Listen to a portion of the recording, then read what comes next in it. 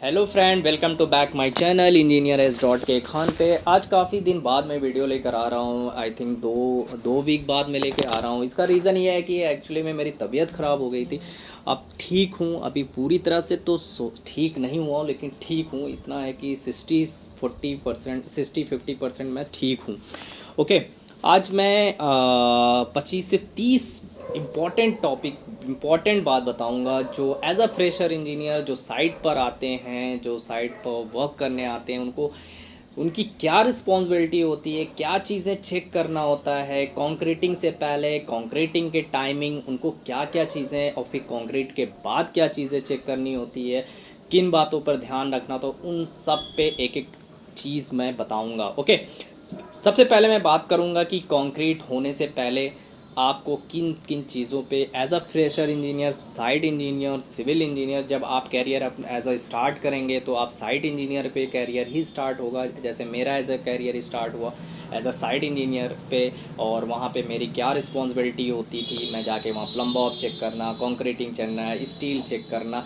तो मैं इस स्टेप पे 25-30 पॉइंट बताऊंगा। काफ़ी इंपॉर्टेंट है ये वीडियो, जो एज अ फ्रेशर इंजीनियर है, और इन सब में मैं वीडियो बना चुका हूँ। जो जो टॉपिक, एक एक टॉपिक बताऊंगा, उन सब पे भी मेरी वीडियोस मैं अपलोड कर चुका हूँ। ओके, तो सबसे पहले मैं कंक्रीटिंग से पहले आपकी क्या रिस्पॉन्सिबिलिटी होती है एज अ साइट इंजीनियर की, क्या चीज़ पे ध्यान देना है, ये चीज़ बताऊंगा। सबसे पहले जिस चीज़ की कंक्रीट हो रही है, राफ्ट हो रही है, कॉलम हो रही है, फुटिंग हो रही है, जिस चीज़ रिटेनिंग वॉल जिस चीज़ की हो रही है, वो से उसकी सबसे पहले सेंटर लाइन वो as a proper as drawing provide की गई है कि नहीं गई है।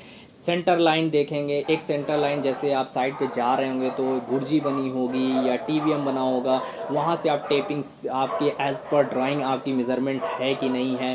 रेफरेंस पॉइंट से आपका जो रिटेनिंग वॉल है, कॉलम है, जो भी आपकी है, वो एज़ पर ड्राइंग आपकी प्रोवाइड की गई है। सबसे पहले आपको ये चीज़ चेक करना है कि प्रॉपर लेआउट आपका है कि नहीं है। ओके, फिर दूसरा आपका काम होता है जो इम्पोर्टेंट है, उसमें शटरिंग जो है, जो जो उसमें शटरिंग, वो फॉर्म वर्क या शटरिंग स्टेजिंग जो है, वो जो आपका जो भी सपोर्ट है वो 90 से 45 डिग्री एंगल पर है कि नहीं है। अगर ये, फिर यही चीज़ देखना होगा। अगर वहाँ पे कोई आपकी गैपिंग वगैरह नहीं होनी चाहिए, जिससे गैपिंग अगर आ गई तो सैलरी वगैरह बाहर निकल जाएगी। और उसके बाद जब आप वाइब्रेटर मारेंगे, वाइब्रेटिंग करें, वाइब्रेटर चलाएंगे, वहाँ से आपकी शटरिंग फटने की डर होती है, कोलैप्स करने की डर होती है, वहाँ से हैनीकॉम्बिंग वगैरह होती है। वो कोई प्रॉपर आपका वो चीज़ चेक करना होता है। और सबसे पहले इम्पॉर्टेंट पॉइंट है कि आपकी इससे पहले आपकी कंक्रीटिंग तो नहीं हुई है, जैसे रिटेनिंग वॉल है, इससे पहले आपकी कंक्रीटिंग तो नहीं है, वहाँ पे आपको बैंडिंग एजेंट यूज़ करना है, जैसे निट्टो बॉन्ड, सिक्का के बॉन्डिंग। काफ़ी कंपनियां अपना अपना बॉन्डिंग बाइंडिंग एजेंट यूज़ कर रही हैं, वो प्रॉपर प्रोवाइड किया गया है कि नहीं प्रोवाइड किया गया, ये चीज़ें आपको चेक करना है। इसमें तीसरा पॉइंट आपका है रिइंफोर्समेंट। रिइंफोर्समेंट क्या है कि आपको स्टील जो प्रोवाइड की गई है, वो प्रॉपर स्टील आपको as per drawing, as per dia, जो आपको ड्राइंग में मेंशन है डाया, वो एज़ पर ड्राइंग आपको प्रोवाइड किया है कि बाइंडर की नहीं प्रोवाइड किया गया है। एक स्टील से दूसरे स्टील के बीच में डिस्टेंस कितनी है, ये आपको एज़ पर ड्राइंग आपको प्रोवाइड किया है कि नहीं प्रोवाइड किया है। आपको लैपिंग जो है, लैपिंग आपको अल्टरनेट प्रोवाइड किया है कि नहीं प्रोवाइड किया है। आपको जो है लैपिंग बी जोन में आपकी प्रोवाइड है कि नहीं है। एक लैपिंग जो है, लैपिंग का जो जॉगल है, जो जॉगल करके प्रोवाइड लैपिंग किया है कि नहीं किया है। और जॉगल की जो लेंथ होती है वो 6D होती है, जो वहाँ पे जॉगल जितनी दूर होता है उसकी जो लेंथ होती है वो 6D होती है। ये इंटरव्यू में भी क्वेश्चन पूछते हैं। और लैपिंग जो होती है, एक लैपिंग जो हमारी एक स्टील से दूसरे स्टील के जो हम लैपिंग करते हैं, डेवलपमेंट लेंथ बढ़ाते हैं, उसका 4-4 इंची पर बाइंडिंग वायर मिनिमम प्रोवाइड करना ही करना है। ये आपको प्रॉपर प्रोवाइड किया है, ये भी आपको चेक करना है। ओके, फिर उसके बाद हम चेक करते हैं कवर ब्लॉक, कि हमारी अगर राफ्ट है तो राफ्ट में हमारी कवर ब्लॉक मिनिमम जो है वो 50 mm से कम प्रोवाइड नहीं करना है। वो आपको एज़ पर ड्राइंग जितनी साइज़ दी है वो आपको प्रोवाइड किया है कि नहीं किया है। आपको सबसे पहले ये, अगर आपके स्लैब है तो उसमें कवर ब्लॉक जो होता है 1 स्क्वायर मीटर में 5 कवर ब्लॉक मिनिमम प्रोवाइड करना ही करना है ये। और अगर कॉलम है तो हर 1.5 फीट पे आपको कवर ब्लॉक लगाना है, ये आपको ध्यान रखना है, एज अ साइड इंजीनियर का काम होता है। पांचवा जो इम्पोर्टेंट पॉइंट है, आपकी जैसे कॉलम आपकी कास्टिंग हो गई है तो आप कॉलम हुआ, रिटेनिंग वॉल हुआ, स्टील है, आपको सबसे पहले आपको उसमें जब कास्टिंग हो गई या कास्टिंग से पहले भी आप कॉलम को प्लम बॉब चेक कर लें, उसको साहुल में कर लें, जिससे बाद में जॉगल वगैरह जैकल की ज़रूरत ना पड़े। ओके, फिर आपको एक से 2 mm भी टॉलरेंस इसमें नहीं होना चाहिए। कॉलम अगर आपकी कास्टिंग हो गई तो आपको पूरा प्रॉपर आपको प्लम बॉब चेक करना है, साहुल चेक करना है, 1 से 2 mm भी टॉलरेंस नहीं होना चाहिए। ओके, फिर छठा इसका जो मोस्ट इम्पॉर्टेंट है, बुर्जी जो है, जो बुर्जी है या टीबीएम है जहाँ पे आपको बना होगा लेवल है, वहाँ से आपको जो लेवल है, जैसे लिफ्ट है तो लिफ्ट का लेवल कितना है, राफ्ट की लेवल कितना है, वो प्रॉपर लेवलिंग आपकी है कि नहीं है, ये आपको ध्यान रखना है। ओके, एक रेफरेंस पॉइंट आपका बना होगा। सबसे पहले एक सिविल इंजीनियर का काम लेवल है। आपको कहीं भी आप साइड पे अगर 5 से 10 mm 20 mm 100 लेवल आपका डाउन हो रहा तो आपकी कहीं नहीं कहीं कमी हो रही है, तो आपकी रिस्पॉन्सिबिलिटी है एज अ सिविल इंजीनियर की लेवल आपको सबसे पहले अच्छे से चेक कर लेना है। ओके, कंक्रीटिंग से पहले। फिर आपको वाटर स्टॉपर चेक करना है। रिटेनिंग वॉल जैसे है उसमें आपकी कंक्रीटिंग जो आपकी वाटर स्टॉपर है वो अच्छे से आपको प्रोवाइड किया है कि नहीं प्रोवाइड किया, ये चीज़ें आपको देखना है। कंस्ट्रक्शन जॉइंट जो है वो आपको कहाँ तक लेके जाना, कहाँ तक कंक्रीटिंग करनी है, आज वो L/3 या L/4 पे छोड़ना है, कहाँ तक करना, वो आपको डिसाइड जो होगा, वो जो एज अ प्रोजेक्ट मैनेजर या एज अ जो भी डिसाइड होगा वहाँ तक आपको L/3 या L/4 तक आपको करना, प्रोवाइड करना ही करना है। ओके, फिर उसके बाद आपको देखना है कि शटरिंग में गैप तो नहीं है। इसका डिसएडवांटेज क्या होता है कि अगर शटरिंग में गैप होता है तो सलरी जो होती है वगैरह वो निकल जाती है, उससे कंक्रीट का कोई काम नहीं रहता है और कंक्रीट वहाँ से हैनिकॉम्बिंग हो जाती है और वहाँ से सीपेज वगैरह के चांसेस काफ़ी ज़्यादा बढ़ जाते हैं। ओके, फिर नवा पॉइंट है कि वाटर, आपकी जो वाटर है, आपको जो वाटर आप यूज़ कर रहे हैं उसकी क्वालिटी चेक करें। वो तो क्वालिटी इंजीनियर का काम ही है, वो चेक करेगा, लेकिन आपको भी ध्यान रखना है कि वाटर जो यूज़ कर रहे हैं वो प्रॉपर वाटर आपका अच्छा है, क्वालिटी उसकी चेक करनी है कि क्लीन है कि नहीं है, जो हमें चाहिए वो वाटर सही है कि नहीं, ये एक चेक करना। बाकी सारा काम जो है वो क्वालिटी इंजीनियर का है, वो क्वालिटी इंजीनियर की रिस्पॉन्सिबिलिटीज़ होती है कि वो प्रॉपर आपको चेक करके दे रहा है कि नहीं दे रहा है, ये भी आपको ध्यान रखना है। फिर जब कंक्रीटिंग हो जाती है, कंक्रीटिंग के टाइम जब कंक्रीटिंग स्टार्ट होती है उस टाइम आपको क्या ध्यान रखना है, ये कंक्रीटिंग से पहले है, आपको स्टील चेक करना है, आपको सेंटर लाइन पे आपके कॉलम है कि नहीं है, एज लेवलिंग चेक करना है कि लेवल सही है कि नहीं है,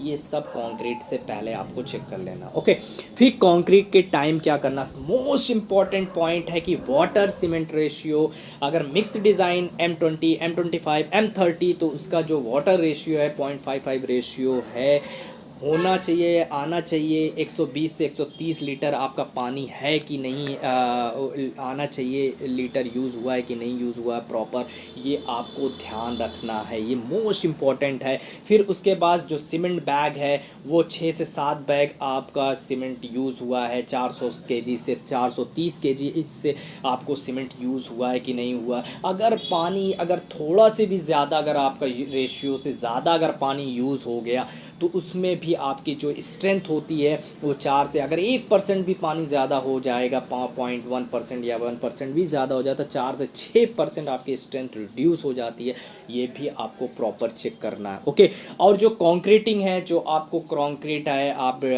गाड़ी मंगा रहे हैं, TM मंगा रहे हैं, रेडीमिक्स कंक्रीट मंगा रहे हैं, तो वो 30 मिनट से पहले आपको जो इनिशियल सेटिंग टाइम होती है वो 30 मिनट होती है और जो फाइनल सेटिंग टाइम होती है वो 60 मिनट होती है। हमें जो यूज़ करना है कंक्रीट वो 30 मिनट से पहले हमें कंक्रीट को यूज़ कर देना है, उसके बाद हमारा कंक्रीट यूज़ नहीं करने चाहिए। लेकिन कुछ जगह हो रहा है वो एज अ टीएम, जो रेडीमिक्स कंक्रीट आती है कभी जाम में फंस गई, ये सब थोड़ा सा ध्यान रखना पड़ेगा, क्योंकि हमारा जो इनिशियल सेटिंग टाइम है वो 30 मिनट है और जो फाइनल सेटिंग टाइम है वो 10 घंटे हैं। तो हमें 30 मिनट से पहले पहले कंक्रीट यूज़ करना होता है। ओके, फिर आपको चौथा जो कंक्रीटिंग के टाइम जो मोस्ट इम्पॉर्टेंट है वो स्लम टेस्ट है। उसमें वाटर रेशियो, अब स्लम टेस्ट से हमें पता चल जाता है कि वाटर रेशियो के कंसिस्टेंसी, वर्कबिलिटी, हमें स्लम जो हमने मांगा 120 आपका स्लम मिल रहा है कि नहीं है, वो एज अ जो क्यूसी इंजीनियर होता है उसका काम होता है, वो आपको उससे स्लम टेस्ट आपको चेक करना होता है। ओके, जो स्लम्प आपने मंगाया वो स्लम्प आपको एज पर साइट पे प्रोवाइड हो रहा है कि नहीं हो रहा है, ये आपको क्वालिटी इंजीनियर आपको बता देगा। ओके, आपको फिर आपको जो वाइब्रेटर है वो दो टाइप्स के वाइब्रेटर होते हैं, एक इलेक्ट्रिक होता है, एक डीजल का होता है। इलेक्ट्रिक, कभी लाइट चलेगी तो डीजल भी इसलिए रखे रहते हैं कि लाइट जाने के बाद कभी कभी हो जाता है कि कभी लाइट इन केस चली गई तो आपको डीजल वाला वाइब्रेटर यूज़ करना होता है, क्योंकि कंक्रीट हम रोक नहीं सकते हैं और 30 मिनट से पहले पहले हमें कंक्रीट को यूज़ करना है। ओके, और जो निडल होती है सबसे पहले आपको निडल लेना है, वो निडल 40 से 60 निडल आपकी है कि नहीं है, ये चीज़ आपको एज अ साइट इंजीनियर को ध्यान रखना। और जो कंक्रीट मटेरियल यूज़ करना है, जो हम फॉल करते हैं, गिराते हैं, कंक्रीट की जो कास्टिंग करते हैं, वो 1.5 मीटर हाइट से ज़्यादा तो नहीं आपकी गिर रही है। अगर 1.5 मीटर हाइट से ज़्यादा है तो वहाँ सिगरेशन होने लगता है और गिट्टी अलग, मटेरियल अलग, मोटार अलग, उससे आपकी कोई भी फ़ायदा नहीं होता। उस सिगरेशन की वजह से ये स्ट्रेंथ पे काफ़ी ज़्यादा असर पड़ता है। ओके, फिर सातवां जो पॉइंट होता है कंक्रीटिंग के टाइम, वो स्टॉपर वगैरह कंक्रीट के दौरान निकाल लेना चाहिए। जो कभी कभी स्टॉपर लगा देते हैं तो वो अगर आपने स्टॉपर नहीं लगाया, अगर नहीं निकाला तो बाद में काटना पड़ता, काफ़ी दिक्कत होना पड़ता, हिल्टी चलानी पड़ती है। तो आप कंक्रीट जैसे 30 मिनट के बाद आपकी कंक्रीट सेट होने लगती है, उसके बाद ही आप स्टॉपर निकाल सकते हैं आराम से। ओके, आठवां जो पॉइंट है, आपको क्या चेक करना है कंक्रीट में, फिर चेक करना है कि शटरिंग, आप अगर स्लैब की कास्टिंग हो रही है तो आपको ध्यान नीचे जाके आपको सुपरवाइज़र को बोलिए, फोरमैन को बोलिए, एज अ साइट इंजीनियर की रिस्पॉन्सिबिलिटीज़ होती है, आप फोरमैन सुपरवाइज़र से काम लीजिए, उनको बोलते रहिए कि जाके नीचे चेक करते कहीं शटरिंग डिस्प्लेस तो नहीं हो रही है, अपनी जगह से हट तो नहीं रही है, वो आपको देखना, क्योंकि कंक्रीटिंग के टाइम आप लेवल कर सकते हैं, उसके बाद आप लेवल नहीं हो सकता। ये चीज़ें एज अ साइट इंजीनियर का काम होता है कि वो सुपरवाइज़र को बोले, फोरमैन को बोले, कुर्सी पे बैठा ना रहे, जाके चेक करता रहे। ओके, फिर नौवां जो पॉइंट है कि जो कंक्रीट चल रही है उसमें ब्रेक नहीं होना चाहिए कंटिन्यू। अगर 200-300 MQ माल है, क्यूबिक मीटर माल है, आपका MQ माल है, तो आपका कंक्रीटिंग यूज़ होना चाहिए, लगातार कंटिन्यू चलना चाहिए, उसमें ब्रेक नहीं, 1 घंटा, 1.5 घंटा, 2 घंटा आपकी ब्रेक नहीं होना चाहिए, कंटिन्यू चलना चाहिए। ये चीज़ें एज अ साइट इंजीनियर को ध्यान रखना पड़ेगा, ये क्वालिटी इंजीनियर को भी ध्यान रखना पड़ता है, जो प्लानिंग इंजीनियर अपने को कहते हैं वो भी ध्यान रखना पड़ता है कि ये चीज़ें होनी चाहिए, और तालमेल बना के रखना चाहिए। जो गाड़ी है, टीएम है, रेडीमिक्स कंक्रीट है, उनसे बना के रखे कि हमारी ब्रेक कंक्रीट ना हो। ओके, और जो इसका 10वां पॉइंट है श्रिंकेज, आपको कंक्रीटिंग के बाद आपको देखना है कि कहीं हैनीकॉम्बिंग तो नहीं आई, कहीं क्रैक नहीं आई। श्रिंकेज हमेशा दूसरे दिन ही श्रिंकेज आपको दिखने लगता है। आपको जहाँ भी हैनीकॉम्बिंग, उसको प्रॉपर ट्रीटमेंट कर लें, क्रैकिंग आ रही है तो वहाँ प्रॉपर सलरी वगैरह लगा के आपको ट्रीटमेंट कर लें दूसरे दिन ही शटरिंग के बाद। ओके, आई थिंक काफ़ी ज़्यादा अच्छा लगा होगा मेरे वीडियो, और नेक्स्ट वीडियो अब आती रहेगी क्योंकि मेरी तबीयत बेटर हुई है, इस वजह से मैं वीडियोस नहीं बना पा रहा था, गैपिंग हो गई थी, आवाज़ भी मेरी थोड़ी बैठी हुई लग रही है, आप लोगों को जैसे सुन रहे होंगे। तो मैं आप लोगों को अच्छी सी वीडियोस डालूंगा। कमेंट करते रहिए भाई, कमेंट ज़रूर है, कमेंट करते रहिए, आप बताएं कि कैसी लगती है मेरी वीडियोस, किस टॉपिक से रिलेटेड चाहिए वो भी बताते रहें, क्योंकि मैं अपनी तरफ से तो पूरी कोशिश कर रहा हूँ एज अ फ्रेशर इंजीनियर के लिए कि वो साइट पे आए, उनको मैं तो आपको गारंटी दे रहा हूँ कि अगर मेरी वीडियोस देखते रहें तो आप ज़रूर पक्का सिविल इंजीनियर ज़रूर बन जाएंगे। Okay, thank you.